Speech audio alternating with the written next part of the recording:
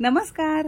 नवरात्र विशेष उपवास सिरीज मध्ये मी सगळ्यांचं खूप खूप खूप मनापासून स्वागत करते. आजचा आपला उपवासाचा 5वा पदार्थ आहे तो म्हणजे अगदी झटपट होणारे, कमी तेलातले, बाहेरून मस्त कुरकुरीत, आतून अगदी सॉफ्ट असे आणि अगदी झटपट होणारे आज आपण कमी तेलातले साबुदाणे वडे किंवा आप्पे पात्रांमध्ये केलेले साबुदाणे आप्पे बघणार आहोत. असं हे साबुदाण्यांचे वडे तुम्ही फ्रीजमध्ये अगदी आठवडाभर स्टोअर करून ठेवू शकता. जेव्हाही तुम्हाला साबुदाणे वडे, साबुदाणे आप्पे खायचे झाले की काढायचं आणि अगदी 5-10 मिनिटात तुम्ही हे मस्त कुरकुरीत उपवासाचे पदार्थ तळून खाऊ शकता. रेसिपी नेहमीप्रमाणे भरपूर टिप्ससह तुमच्यासोबत मी शेअर केलेली आहे, म्हणून ती अगदी शेवटपर्यंत नक्की पहा. तुम्ही तयार केलेल्या माझ्याप्रमाणे उपवासाचे पदार्थ, त्याचे फोटो जर तुम्हाला माझ्यापर्यंत पोहोचवायचे असतील तर डिस्क्रिप्शनमध्ये व्हॉट्सअप नंबर दिलेला आहे, त्या नंबरला तुम्ही तो फोटो माझ्यापर्यंत नक्कीच पोहोचवू शकता. चला तर मग वेळ न घालवता रेसिपीला सुरुवात करूया. उपवासाचे साबुदाणे वडे किंवा साबुदाणे आप्पे बनवण्यासाठी सगळ्यात पहिल्यांदा इथे आपण 1 कप आणि वजनी म्हणाल तर साधारणतः 200 ग्राम प्रमाणात हा मध्यम आकाराचा साबुदाणा घेतलेला आहे. तुम्ही अगदी लहान लहान मिळतो तो सुद्धा वापरला तरीही चालू शकतं. सुरुवातीला 2 पाण्याने स्वच्छ धुवून घेतलाय आणि बुडेल इतक्या पाण्यामध्ये आपण याला 2 ते 3 तास व्यवस्थित भिजवून घेतलेला आहे. 3 तासानंतर व्यवस्थित हा भिजून तयार होतो. तुम्हाला जर हवं असेल तर तुम्ही रात्रभर जरी भिजवलं तरीही चालू शकेल. असा हा चमचाने सुरुवातीला छान मोकळा करून घ्यायचा आहे. मस्त हा भिजल्यानंतर असा हा मस्त फुलतो आणि किती सुटसुटीत झालेला आहे तुम्ही इथे बघू शकता. आता सगळ्यात पहिल्यांदा भिजवलेला हा साबुदाणा एका मोठ्या भांड्यामध्ये किंवा परातीमध्ये आपल्याला काढून घ्यायचा आहे. 200 ग्राम साबुदाण्यासाठी इथे आपण 2 मध्यम आकाराचे आणि वजनी म्हणाल तर साधारणतः 200 ग्राम प्रमाणात उकडलेले बटाटे घेतलेले आहे. म्हणजे साबुदाणा आणि उकडलेले बटाटे यांचं प्रमाण इक्वल किंवा एकसारखं असावं. उकडून सालं काढून घेतलेत आणि मोठ्या किसणीवर आपण याला किसून घेणार आहोत. हाताने न मॅश करता असं किसून घेतलं की यामध्ये गाठी राहत नाही. अगदी मस्त मॅश बटाटा तुम्हाला तयार मिळतो. बटाटा किसून घेतलेला आहे. बटाट्याऐवजी तुम्ही इथे उकडलेलं रताळं जरी किसून वापरलं तरीही चालू शकतं. इथे आपण एक मस्त छानसा ठेचा खलबत्त्यामध्ये बनवणार आहोत. त्यासाठी इथे आपण 2 हिरव्या मिरच्यांचे तुकडे, 1 इंच आलं घेतलेलं आहे, अर्धा चमचा जिरं घेतलेलं आहे. उपवासाला काही ठिकाणी जिरं आणि आलं चालत नाही, तर तुमच्याकडे जर चालत नसेल तर तुम्ही फक्त हिरवी मिरची कुटून वापरू शकता आणि जर चालत असेल तर ही सगळी जिन्नस तुम्हाला यामध्ये घ्यायचं आहे. खलबत्त्यामध्ये काढून घेतलेला आहे आणि जाडसर आपण याला मस्त कुटून घेतलेलं आहे. तर असं हे जाडसर कुटलेला ठेचा यामध्ये आपण घालणार आहोत. आता हिरवी मिरची तुम्ही तुमच्या आवडीनुसार कमी अधिक करू शकता. अर्धा कप भाजलेल्या दाण्यांचा जाडसर असा कूट घेतलेला आहे. सिंपली आपण शेंगदाणे तव्यावर भाजून घेतलेत आणि मिक्सरला सालासकट जाडसर असं फिरवून घेतलेलं आहे. म्हणजे याला मस्त खमंगपणा येतो. चवीपुरतं उपवासाचं किंवा सैंधव मीठ घालायचं आहे. तुम्ही तुमच्या चवीनुसार इथे मीठ घालू शकता. हाताने ही सगळी जिन्नस अशी मस्त चोळून चोळून जसं आपण गव्हाचं पीठ मळतो ना पोळ्यांसाठी, अगदी तसंच आपल्याला हे मस्त मळून घ्यायचं आहे. असं छान मळून घेतलं की ही सगळी जिन्नस हाताने मस्त मॅश होतात, छान एकजीव होतात. असं मळून घेतलं की साबुदाणा आणि बटाट्यामधलं जे स्टार्च असतं सगळं रिलीज होतं. म्हणून असं आपल्याला 2 मिनिटं छान मळून घ्यायचंय. असं याचा छानसा गोळा करून बघितला की परफेक्ट असा गोळा होतो आहे.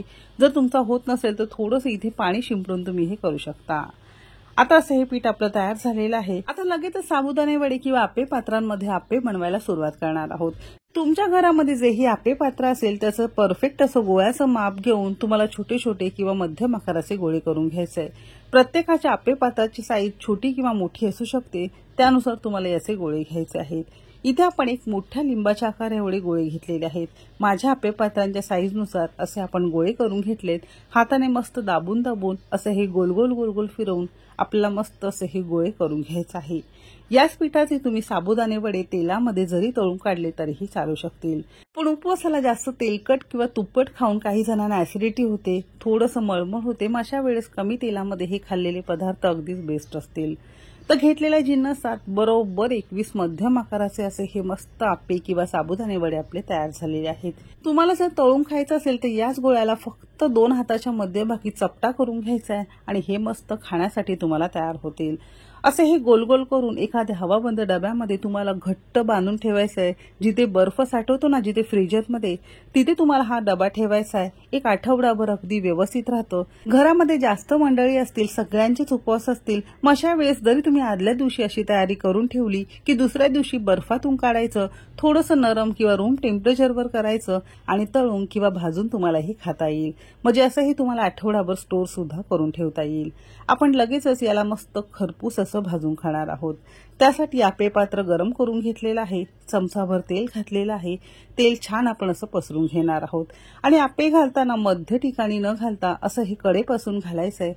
एक तर आपे पात्र खूप जास्त गरम झालेलं असतं, तेलाचा ताव थोडासा जास्त असतो आणि मध्यभागी घातलं की मध्यभागी जास्त ताव असल्यामुळे पटकन ते करपतात, म्हणून कडेपासून सगळ्या शेवटी मध्यभागी घातलेलं आहे।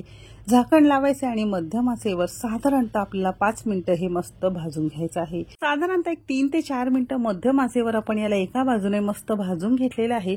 आता मध्यभागचे आपे बघू शकता, जास्त रंग याचा डार्क झालेला आहे, अगदी शेवटी घालून सुद्धा, म्हणूनच हे मध्यभागचे लगेचच करपतात किंवा जास्त शिजतात आणि कडेचे बघू शकता हलकेसे झालेले आहे, म्हणून लक्षात असू द्या मध्यभागी अगदी शेवटी आपल्याला आपे घालायचं आहे।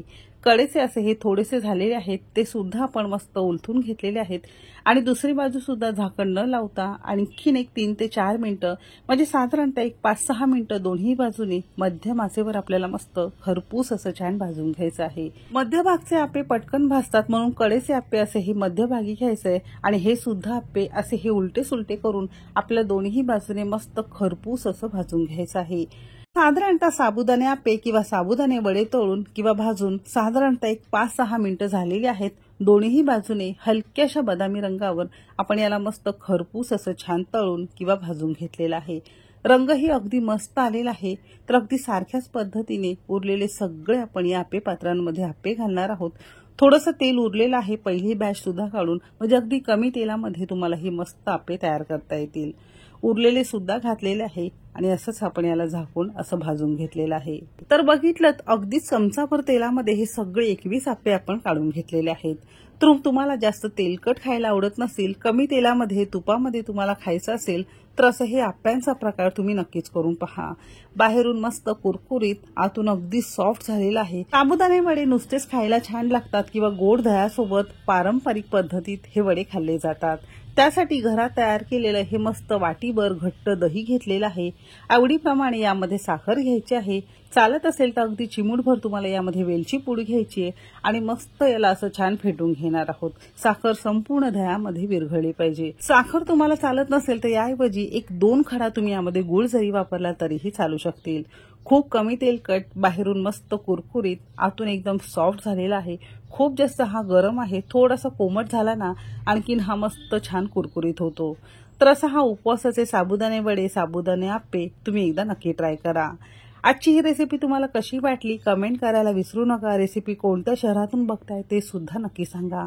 ज्यांची उपवास आहे त्या मित्रमैत्रिणींसोबत रेसिपी जास्तीत जास्त शेअर करा। चला तर मग भेटू एक मस्त आणि जबरदस्त रेसिपी सोबत। तोपर्यंत मस्त खा आणि स्वस्थ रहा।